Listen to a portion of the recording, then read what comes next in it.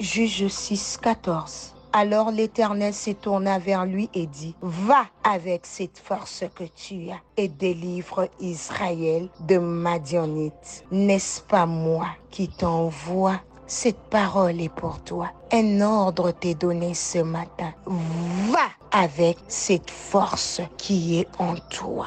Délivre ta famille, délivre ton couple, délivre ta maison, délivre votre entreprise, délivre votre département, délivre ton église. Ce matin, alors que tu viens à peine d'ouvrir les yeux, que tu veux rester dans ton lit, ta chair te dit dors, mais l'esprit dit non, ne dors pas. Pareil avec les appels matinaux. Tu dois te réveiller. Je n'ai que faire de ton sommeil. Sors de ton lit et prie parce qu'on doit parler. Dieu cherche à te parler ce matin. Tu penses à tout ce qui t'attend au cours de cette journée et tu te dis que cette journée est semblable à celle d'hier, à celle de demain. Tu te dis que ce sont les mêmes prières d'appel matinal que nous écoutons chaque jour. Mais rien ne change. Tu es abattu, découragé. Tu n'espères plus en aucun changement. Et tu te dis, je n'y arriverai pas. Mais ce matin, Dieu a une parole d'encouragement pour toi. Il te dit, va avec la force que tu as. Cela sous-entend que cette force existe bel et bien en toi. Cette force n'est pas quantifiée, mais elle est en toi. Dieu sait ce qu'il a déposé en toi. Ma question ce matin pour toi est de savoir quelle est cette force que tu as ce matin. La force de lever les mains vers ton Dieu, la force de louer, la force de lui dire merci, de consacrer ta journée dans le jeûne, de reconnaître sa grandeur, de lui dire de t'aider, la force de lire la Bible, la force de contacter cet ami que tu ne veux pas pardonner, cet ami que tu hais tant, la force de contacter cette cousine, ces cousins dont vous avez rompu la relation, la force de bien parler aux gens. Parle tellement avec arrogance. Les gens n'aiment pas t'écouter. Tu parles mal aux femmes. Tu n'as aucune considération pour les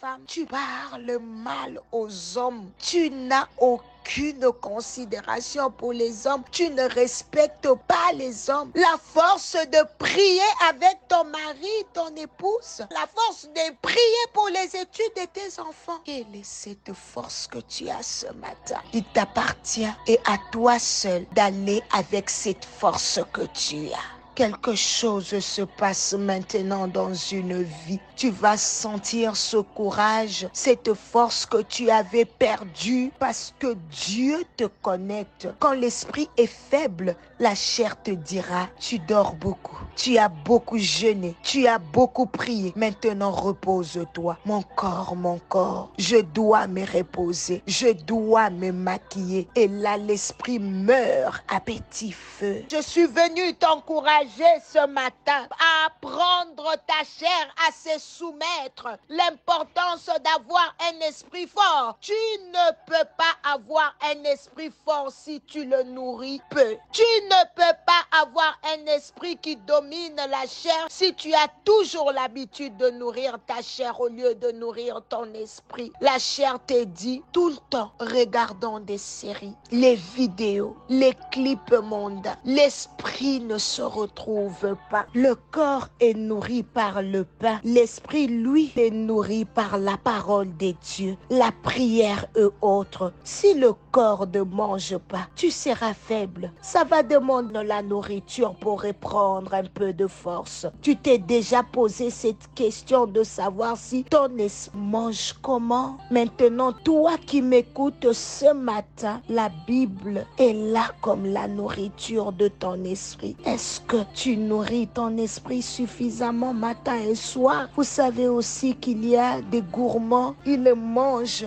beaucoup dans la chair, le corps gagne du poids. C'est la même chose avec l'esprit. Quand il a l'appétit, tu le nourris. Nourris-le beaucoup afin que ton esprit puisse grossir. Plus tu nourris l'esprit de la parole, plus ton esprit grossit et devient géant. Les personnes qui ne mangent pas beaucoup sont des maigrichons. C'est la même chose avec l'esprit. Plus tu prends du temps dans la parole, temps dans la prière, ton esprit devient géant. Tu nourris ton corps. Tu négliges l'esprit. Tu dois savoir que le corps ne peut rien faire au niveau de l'esprit. Tu perds ton temps quand tu nourris ton corps à la place de l'esprit. Le corps ne change pas quand on parle de la nouvelle créature. Un homme né de nouveau n'a pas changé de tête, mais il a une chose nouvelle qui est venue en lui. C'est l'esprit de Dieu qui est venu habiter en lui. C'est pour cela que nous parlons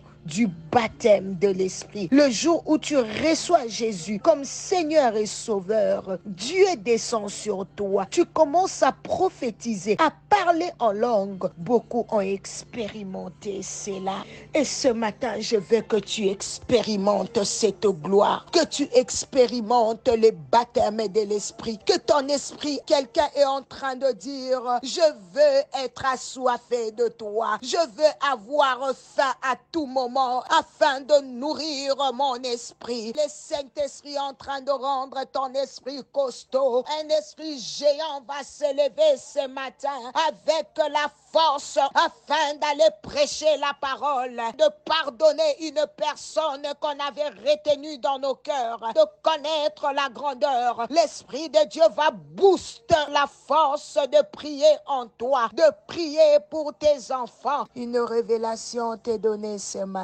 Oui, cette révélation s'apporte sur un temps fixé qui parle de la fin et n'est pas mensongère. Si l'Éternel paraît tarder, attends-le patiemment, car il vient sûrement. Il ne tardera pas. Oh bien-aimé, je suis venu te dire ce matin et je te laisse avec ça. Peu importe le niveau ou l'endroit où tu es aujourd'hui, une dimension supérieure t'attend. Si tu as la foi et confiance dans les promesses de Dieu pour ta vie, si tu as la foi que ce matin, Dieu est en action, tu verras ces choses. Dieu agit au travers de processus, au travers des étapes de croissance, au travers des saisons de ta vie pour te propulser à des nouvelles dimensions. Comme un petit enfant, ce matin, tu dois croire que les processus de croissance pour atteindre un niveau supérieur est déjà en toi. Tout est déjà en toi. Garde la foi ferme et la confiance que tu peux toujours progresser et aller de l'avant selon que Dieu a dit par rapport à ta vie. Peu importe les assauts de l'ennemi, de la société, de les systèmes de ce monde ou encore le complot des hommes contre ta vie, tu dois être certain qu'une dimension supérieure t'est possible en Jésus. Ne baisse pas les bras face aux défis, aux agitations, à la pression, à l'angoisse, à l'oppression de toutes sortes qui ont pour but de te